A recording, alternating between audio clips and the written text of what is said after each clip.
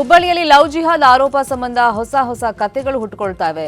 Gym trainer Sameer ವಿರುದ್ಧ ಯುವತಿ ಅತ್ಯಾಚಾರ ಆರೋಪ ಮಾಡಿದ್ದು, ಈ ಬಗ್ಗೆ ಸಮೀರ್ ವಿಡಿಯೋ ಮೂಲಕ ಸ್ಪಷ್ಟನೆಯನ್ನ ಕೊಟ್ಟಿದ್ದಾನೆ.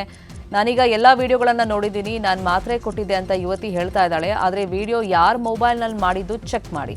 ನನ್ನ ಮೊಬೈಲ್ SSK ಸಮಾಜದವರ ಬಳಿ ಇದೆ. ನನ್ನ ಮೊಬೈಲನ್ನು ತರಿಸಿ ಅದನ್ನು ಚೆಕ್ ಮಾಡಿ. ನಾನು ಮಾತ್ರೆ ಕೊಟ್ಟು ಪ್ರಜ್ಞಾಹೀನರಾಗಿ ಮಾಡಿದ್ದೀನಿ ಅಂತಂದ್ರೆ ಪ್ರಜ್ಞೆ ತಪ್ಪಿ ಮಲ್ಕೊಳ್ಬೇಕಾದವ್ರು ಯಾರು? ಆಕೆ ಪ್ರಜ್ಞೆ ತಪ್ಪಿಲ್ಲ, ನಾನು ಪ್ರಜ್ಞೆ ತಪ್ಪಿದ್ದೆ. ಆಕೆ ಹೇಳ್ತಿರೋದೆಲ್ಲ ಸುಳ್ಳು, ಯಾವುದೋ ಒತ್ತಡದಲ್ಲಿ ಹೇಳ್ತಾ ಇದ್ದಾಳೆ ಅಂತ ಸಮೀರ್ ಆರೋಪ ಮಾಡಿದ.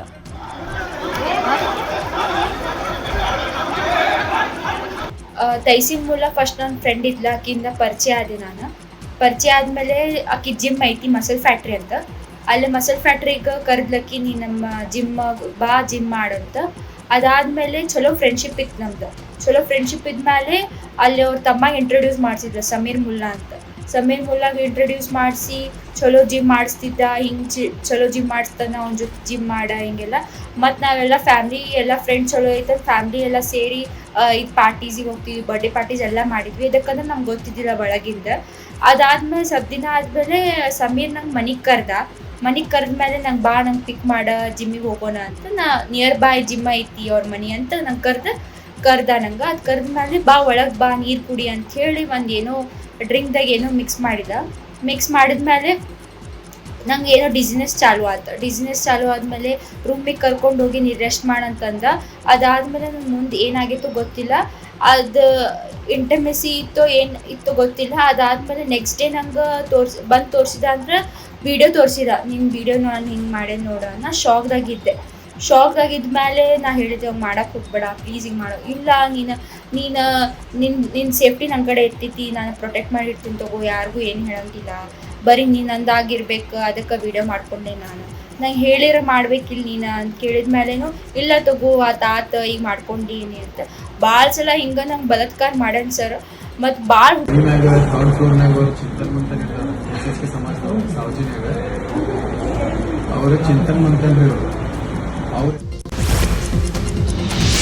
ಬಳ್ಳಾರಿ ಮಹಾನಗರ ಪಾಲಿಕೆ ಜೆಇ ವೀರೇಶ್ ಮೇಲೆ 38ನೇ ವಾರ್ಡ್ನ ಕಾರ್ಪೊರೇಟರ್ ಕುಬೇರ ಅನ್ನೋರು ಹಲ್ಲೆ ಮಾಡಿದ್ದಾರೆ. ಶಾಸಕ ಭರತ್ ರೆಡ್ಡಿ ವಾರ್ಡ್ ಭೇಟಿ ವೇಳೆ ಹಲ್ಲೆ ಆಗಿದೆ. ಹಲ್ಲೆಗೊಳಗಾದ ಜೆಇ ವೀರೇಶ್ ಅವರನ್ನ ಜಿಲ್ಲಾಸ್ಪತ್ರೆಗೆ ದಾಖಲಿಸಿ ಚಿಕಿತ್ಸೆ ಕೊಡಲಾಗ್ತಾ ಇದೆ. ವಿವಿಧ ಅಭಿವೃದ್ಧಿ ಕಾರ್ಯಕ್ಕೆ ಚಾಲನೆ ಕೊಡೋಕೆ 38ನೇ ವಾರ್ಡ್ಗೆ ಶಾಸಕ ಭರತ್ ರೆಡ್ಡಿ ಬಂದಿದ್ರು. ಈ ವೇಳೆ ಕಾರ್ಪೊರೇಟರ್ ಕುಬೇರ ಮತ್ತು ವೀರೇಶ್ ಮಧ್ಯೆ ವಾಗ್ವಾದ ನಡೆದು ಹಲ್ಲೆ ಆಗಿದೆ.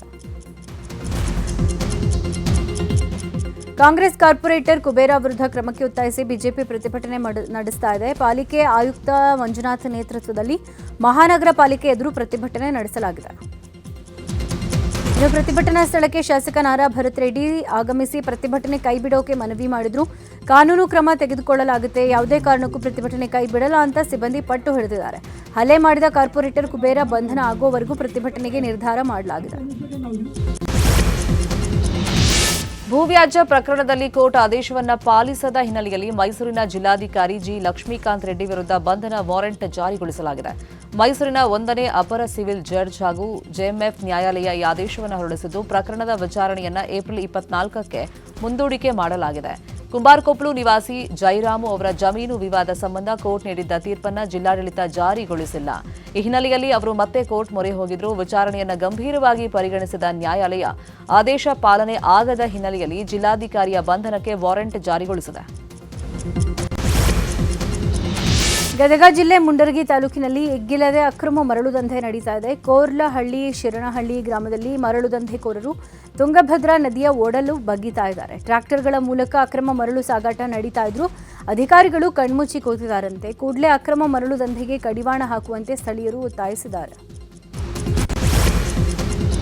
ಅಂಡರ್ಪಾಸ್ ವಿಚಾರವಾಗಿ ಚನ್ನಪಟ್ಟಣದಲ್ಲಿ ಜಟಾಪಟಿ ನಡೆದಿದೆ. ಬೆಂಗಳೂರು ದಕ್ಷಿಣ ಜಿಲ್ಲೆಯ ಚನ್ನಪಟ್ಟಣ ನಗರ ಆರ್ಕೆ ಗೇಟ್ ಬಂದ್ ಆಗುವ ಆತಂಕದಲ್ಲಿ ಬಡಾವಣೆಯ ಜನರು ಗೇಟ್ ಮೂಲಕ ಅಂಡರ್ಪಾಸ್ ನಿರ್ಮಾಣಕ್ಕೆ ವಿರೋಧವನ್ನು ವ್ಯಕ್ತಪಡಿಸಿದ್ದಾರೆ. ರೈಲ್ವೆ ಇಲಾಖೆ ಅಧಿಕಾರಿಗಳ ಸರ್ವೆ ಕಾರ್ಯ ರೈಲ್ವೆ ಹಳಿ ಪಕ್ಕದಲ್ಲೇ ಇರುವಂತಹ ಮುಸ್ಲಿಂ ಸ್ಮಶಾನದ ದಾರಿಗೆ ಅಂಡರ್ಪಾಸ್ ಅಂತ ಮಾಹಿತಿ. ಆದರೆ ಇದರಿಂದಾಗಿ ಹಿಂದೂ ಬಡಾವಣೆಯಲ್ಲಿನ ರಸ್ತೆಗಳು ಬಂದ್ ಆಗುವಂತ ಭೀತಿ ಜನರಲ್ಲಿದೆ. ಮಾರ್ಚ್ 27ರಂದು ಬಾಡಗಿ ಮೊಟ್ಟೆಬೆನ್ನೂರು ರಾಷ್ಟ್ರೀಯ ಹೆದ್ದಾರಿಯಲ್ಲಿ ಲಾರಿ ಕ್ಲೀನರ್ ಹಾಗೂ ಮಾಲೀಕನ ಮೇಲೆ ಹಲ್ಲೆ ಮಾಡಿ ದರೋಡೆ ಮಾಡಲಾಗಿತ್ತು. ಇದೀಗ ದರೋಡೆಕೋರರನ್ನು ಪೊಲೀಸರು ಬಂಧಿಸಿದ್ದಾರೆ. ಬಂಧಿತರಿಂದ 40 ಲಕ್ಷ ರೂಪಾಯಿ ಹಾಗೂ ಘಟನೆಗೆ ಬಳಸಿದ ಕಾರನ್ನು ವಶಕ್ಕೆ ಪಡೆಯಲಾಗಿದೆ. ಲಾರಿ ಚಾಲಕ ಅನ್ವರ್ ಸೇರಿ ಒಟ್ಟು 9 ಜನರನ್ನು ಬಂಧಿಸಲಾಗಿದೆ. ಮಾಲೀಕರ ಬಳಿ ಹಣ ಇದ್ದ ಬಗ್ಗೆ ಮಾಹಿತಿ ಲಾರಿ ಚಾಲಕನಿಗೆ ಇತ್ತು. ತನ್ನ ಸ್ನೇಹಿತರ ಜೊತೆಗೂಡಿ ಚಾಲಕ ದರೋಡೆ ಮಾಡಿದ್ದ ಎನ್ನಲಾಗಿದೆ. ಅಂತಾರಾಜ್ಯ ಕಳ್ಳರನ್ನ ಚಿತ್ರದುರ್ಗ ಜಿಲ್ಲಾ ಪೊಲೀಸರು ಬಂಧಿಸಿದ್ದಾರೆ. ನಲ್ಲಿ ರಿಪೇರಿ ಮಾಡುವ ನೆಪದಲ್ಲಿ ಬಂದು ಗಾಡ್ರೇಜ್ ಬೀರು ಮುರಿದು ಕದೀಮರು ಎಸ್ಕೇಪ್ ಆಗ್ತಿದ್ರು. ಚಿತ್ರದುರ್ಗ ಜಿಲ್ಲೆ ಹೊಸದುರ್ಗ ತಾಲೂಕಿನ ನ್ಯೂ ಮಾರುತಿ ಟೌನ್ನಲ್ಲಿ ಘಟನೆ ನಡೆದಿತ್ತು. ಪ್ರಕರಣ ದಾಖಲಿಸಿಕೊಂಡ ಹೊಸದುರ್ಗ ಪೊಲೀಸರು ಆರೋಪಿಗಳ ಬಂಧನಕ್ಕೆ ಬಲೆ ಬೀಸಿ ತಮಿಳುನಾಡು ಮೂಲದ ಶರವಣ ಭವ ಶ್ರೀನಿವಾಸ್ ಎಂಬ 2 ಕಳ್ಳರನ್ನ ಬಂಧಿಸಿದ್ದಾರೆ.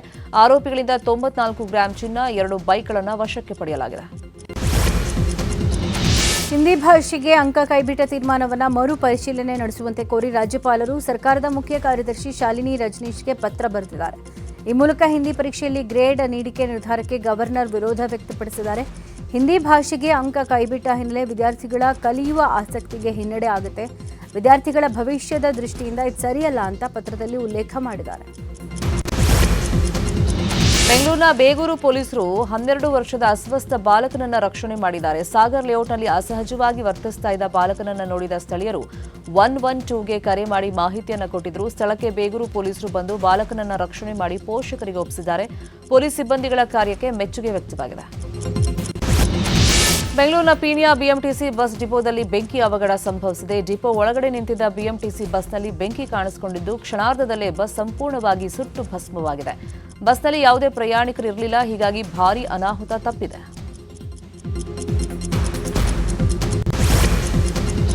ಒಂದ್ ಕಡೆ ಯುದ್ಧದ ಕಾರ್ಮೋಡ, ಮತ್ತೊಂದು ಕಡೆ ಆಲಿಕಲ್ಲು ಮಳೆಯಿಂದ ರೈತರ ಬದುಕಿನ ಮೇಲೆ ಬರೆ ಬಿದ್ದಂತಾಗಿದೆ. ಕಲ್ಲಂಗಡಿ ಹಣ್ಣು ಮಾರಾಟ ಆಗದೆ ಗದಗ ಜಿಲ್ಲೆಯ ಶಿರಹಟ್ಟಿ ತಾಲೂಕಿನ ಮಾಗಡಿ ಗ್ರಾಮದ ರೈತರು ಕಂಗಾಲಾಗಿದ್ದಾರೆ. ವ್ಯಾಪಾರಸ್ಥರು ಬೇರೆ ಬೇರೆ ಕಡೆಗೆ ಕಲ್ಲಂಗಡಿ ರಫ್ತು ಮಾಡ್ತಾ ಇದ್ರು. ಈಗ ಕಲ್ಲಂಗಡಿ ಯಾರೂ ಕೇಳ್ತಾ ಇಲ್ಲ ಅಂತ ಅನ್ನದಾತರು ಗೋಳಾಡ್ತಿದ್ದಾರೆ. ಅಲ್ಲದೆ ಆಲಿಕಲ್ಲು ಮಳೆಯಿಂದ ಕಲ್ಲಂಗಡಿ ಬೆಳೆ ನಾಶ ಆಗಿದ್ದು ಕಟಾವು ಮಾಡಿದ್ರೂ ಬೆಳೆ ಮಾರಾಟ ಆಗ್ತಾ ಇಲ್ಲ. ಇಟ್ಟಲ್ಲೇ ಕಲ್ಲಂಗಡಿ ಹಣ್ಣು ಕೊಳಿತಾ ಇದೆ ಅಂತ ರೈತರು ಗೋಳಾಡ್ತಿದ್ದಾರೆ. ಬೆಳಗಾವಿ ಜಿಲ್ಲೆ ಚಿಕ್ಕೋಡಿ ತಾಲೂಕಿನ ಎಕ್ಸಂಬ ಪಟ್ಟಣದ ಹೊರ ವಲಯದಲ್ಲಿ ಸಿಡಿಲು ಬಡಿದು ತೆಂಗಿನ ಮರ ಧಗಧಗಿಸಿದೆ. ಶಬೀರ್ ಮುಲ್ಲಾ ಅನ್ನುವವರ ಮನೆ ಮುಂದಿನ ತೆಂಗಿನ ಮರಕ್ಕೆ ಸಿಡಿಲು ಹೊಡೆದು ತೆಂಗಿನ ಮರ ಹೊತ್ತಿ ಉರಿದಿದೆ.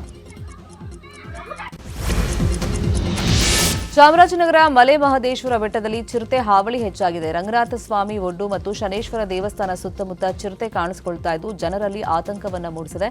ಕಳೆದ ಕೆಲ ದಿನಗಳ ಹಿಂದೆ ಪಾದಯಾತ್ರೆ ವೇಳೆ ಬಾಲಕನನ್ನ ಚಿರತೆ ಗಾಯಗೊಳಿಸಿತ್ತು. ಚಿರತೆ ಸೆರೆಗೆ ಬೋನು ಅಳವಡಿಕೆಯನ್ನೂ ಮಾಡಲಾಗಿತ್ತು.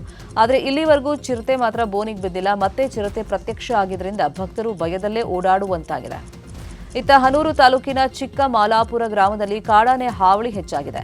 ಜಮೀನಿಗೆ ನುಗ್ಗಿದ ಕಾಡಾನೆ ಅಡಿಕೆ ಹಾಗೂ ತೆಂಗಿನ ಗಿಡಗಳನ್ನು ನಾಶಪಡಿಸಿದೆ. ತಂತಿ ಬೇಲೆ ಮುರಿದು ಜಮೀನಿಗೆ ನುಗ್ಗಿರುವಂತಹ ಕಾಡಾನೆ ಬೆಳೆ ಹಾನಿ ಮಾಡಿದ್ದು ಸೂಕ್ತ ಪರಿಹಾರ ಹಾಗೂ ಕಾಡಾನೆ ಹಾವಳಿ ತಡೆಗಟ್ಟಬೇಕು ಅಂತ ಹೇಳಿ ಗ್ರಾಮಸ್ಥರು ಒತ್ತಾಯ ಮಾಡಿದ್ದಾರೆ. ಬೆಳಗಾವಿ ಜಿಲ್ಲೆಯ ಕಿತ್ತೂರು ತಾಲೂಕಿನ ನಿಚ್ಚಣಕಿ ಗ್ರಾಮದಲ್ಲಿ ಜಿಂಕೆ ಕಾಣಿಸಿಕೊಂಡಿದೆ. ನೀರು ಹರಿಸಿ ಕಾಡಿನಿಂದ ನಾಡಿಗೆ ಬಂದ ಜಿಂಕೆಯನ್ನು ನೋಡಿದ ಗ್ರಾಮಸ್ಥರು ರಕ್ಷಿಸಿದ್ದಾರೆ. ನಂತರ ಅರಣ್ಯ ಇಲಾಖೆ ಅಧಿಕಾರಿಗಳಿಗೆ ಮಾಹಿತಿ ಕೊಟ್ಟಿದ್ದು ಸ್ಥಳಕ್ಕೆ ಬಂದ ಅಧಿಕಾರಿಗಳು ಜಿಂಕೆಯನ್ನು ವಶಕ್ಕೆ ಪಡೆದು ಸುರಕ್ಷಿತವಾಗಿ ಕಾಡಿಗೆ ಬಿಟ್ಟಿದ್ದಾರೆ. ಕಾಡಿನಿಂದ ದಾರಿ ತಪ್ಪಿ ನಾಡಿಗೆ ಬಂದ ಜಿಂಕೆಯೊಂದನ್ನು ಬೀದಿ ನಾಯಿಗಳ ದಾಳಿಯಿಂದ ಗ್ರಾಮಸ್ಥರು ರಕ್ಷಣೆ ಮಾಡಿದ್ದಾರೆ. ಚಾಮರಾಜನಗರ ಜಿಲ್ಲೆ ಗುಂಡ್ಲುಪೇಟೆ ತಾಲೂಕಿನ ಕುರುಬರಹುಂಡಿ ಗ್ರಾಮದಲ್ಲಿ ಘಟನೆ ನಡೆದಿರುವುದು. ಬಂಡೀಪುರದ ಓಂಕರ್ ಅರಣ್ಯ ಪ್ರದೇಶದಿಂದ ಬಂದ ಜಿಂಕೆಯನ್ನು ಬೀದಿ ನಾಯಿಗಳು ಅಟ್ಟಾಡಿಸಿದ್ರಿಂದ ಜಿಂಕೆ ನಿತ್ರಾಣಗೊಂಡಿತ್ತು. ಈ ವೇಳೆ ಗ್ರಾಮಸ್ಥರು ಜಿಂಕೆಯನ್ನು ರಕ್ಷಿಸಿ ಅರಣ್ಯ ಇಲಾಖೆಗೆ ಮಾಹಿತಿ ಕೊಟ್ಟಿದ್ದರು. ಅರಣ್ಯ ಇಲಾಖೆ ಸಿಬ್ಬಂದಿ ಸ್ಥಳಕ್ಕೆ ಆಗಮಿಸಿ ಜಿಂಕೆಗೆ ಆರೈಕೆ ಮಾಡಿ ಮತ್ತೆ ಅರಣ್ಯಕ್ಕೆ ಬಿಟ್ಟಿದ್ದಾರೆ.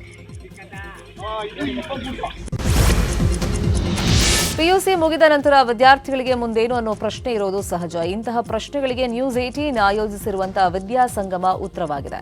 ಶಿವಮೊಗ್ಗದ ಪೊಲೀಸ್ ಭವನದಲ್ಲಿ ನ್ಯೂಸ್ 18 ಆಯೋಜಿಸಿರುವಂತಹ ವಿದ್ಯಾಸಂಗಮಕ್ಕೆ ಇವತ್ತು ಚಾಲನೆ ಸಿಗ್ತಾ ಇದೆ. ಈ ಕಾರ್ಯಕ್ರಮದಲ್ಲಿ 40ಕ್ಕೂ ಹೆಚ್ಚು ವಿದ್ಯಾಸಂಸ್ಥೆಗಳು ಹಾಗೂ ಶಿಕ್ಷಣ ತಜ್ಞರು ಪಾಲ್ಗೊಳ್ಳುತ್ತಾರೆ. ಕಾರ್ಯಕ್ರಮದಲ್ಲಿ ಸಂಸದ ಬಿವೈ ರಾಘವೇಂದ್ರ ಹಾಗೂ ಮಾಜಿ ಶಿಕ್ಷಣ ಸಚಿವ ಕಿಮ್ಮನೆ ರತ್ನಾಕರ್ ಪಾಲ್ಗೊಳ್ಳುತ್ತಾರೆ.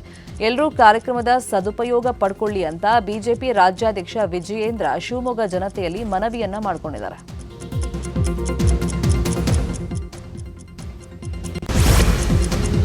ಶಿವಮೊಗ್ಗ ನಗರದ ಬಿಎಚ್ ರಸ್ತೆಯಲ್ಲಿರೋ ಸೇಕ್ರೆಡ್ ಹಾರ್ಟ್ ಚರ್ಚ್ನಲ್ಲಿ ಪ್ರಾರ್ಥನೆ ಮಾಡ್ತಿದ್ದವರ ಮೇಲೆ ಹೆಜ್ಜೆಯನ್ನು ದಾಳಿ ಮಾಡಿದೆ. ನೆನೆ ಗುಡ್ ಫ್ರೈಡೆ ಆಗಿರೋದ್ರಿಂದ ಸಾಕಷ್ಟು ಜನ ಪ್ರಾರ್ಥನೆ ಮಾಡ್ತಾ ಇದ್ರು. ಈ ವೇಳೆ ಏಕಾಏಕಿ ಹೆಜ್ಜೆಯನ್ನು ಅಟ್ಯಾಕ್ ಮಾಡಿದೆ.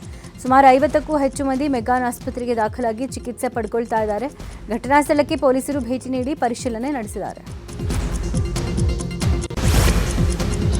ಬೆಂಗಳೂರು ಕರಗ ಮಹೋತ್ಸವ ಅವಧಿಯಲ್ಲಿ 12 ದಿನಗಳಲ್ಲಿ 455 ಟನ್ ತ್ಯಾಜ್ಯ ವಿಲೇವಾರಿಯಾಗಿದೆ. ದೇವಸ್ಥಾನ ಆವರಣ, ದೇವಸ್ಥಾನದ ರಸ್ತೆ, ಸುತ್ತಮುತ್ತಲಿನ ಪ್ರದೇಶದಲ್ಲಿ ಸ್ವಚ್ಛತೆ ಕಾರ್ಯವನ್ನು ಮಾಡಲಾಗಿದೆ ಅಂತ ಬೆಂಗಳೂರು ಕೇಂದ್ರ ಪಾಲಿಕೆ ಆಯುಕ್ತ ರಾಜೇಂದ್ರ ಚೋಳನ್ ಮಾಹಿತಿಯನ್ನು ಕೊಟ್ಟಿದ್ದಾರೆ. ಪ್ರತಿದಿನ 2 ಸರದಿಯಂತೆ ಸ್ವಚ್ಛತೆ ಕಾರ್ಯ ನಿರ್ವಹಣೆಯನ್ನು ಮಾಡಲಾಗಿದೆ. ಹೆಚ್ಚುವರಿಯಾಗಿ 2 ಕಾಂಪ್ಯಾಕ್ಟರ್ ಬಳಕೆಯನ್ನು ಮಾಡಲಾಗಿದೆ. 35 ಹೆಚ್ಚುವರಿ ಸಿಬ್ಬಂದಿ ಕಾರ್ಯನಿರ್ವಹಿಸಿದ್ದು 15 ಹೆಚ್ಚುವರಿ ಆಟೋ ಟಿಪ್ಪರ್ಗಳ ಬಳಕೆ ಮಾಡಲಾಗಿದೆ ಅಂತ ಹೇಳಿ ಮಾಹಿತಿಯನ್ನು ಕೊಟ್ಟಿದ್ದಾರೆ.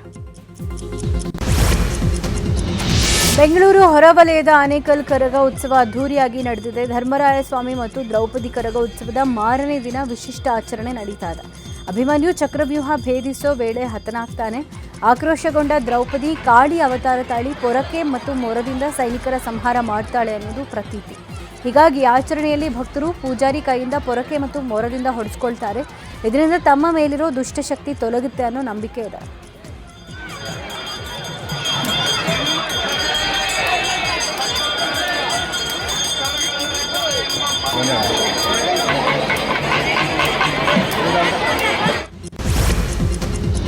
ಕೊಪ್ಪಳ ಜಿಲ್ಲೆ ಕುಕ್ಕನೂರು ತಾಲೂಕಿನ ತಳಕಲ್ಲು ತಳವಾಳ ಮಧ್ಯೆ ಇರುವಂತಹ ಉಡಚಮ್ಮ ದೇವಿಯ ಜಾತ್ರೆ ಅದ್ದೂರಿಯಾಗಿ ನಡೆದಿದೆ.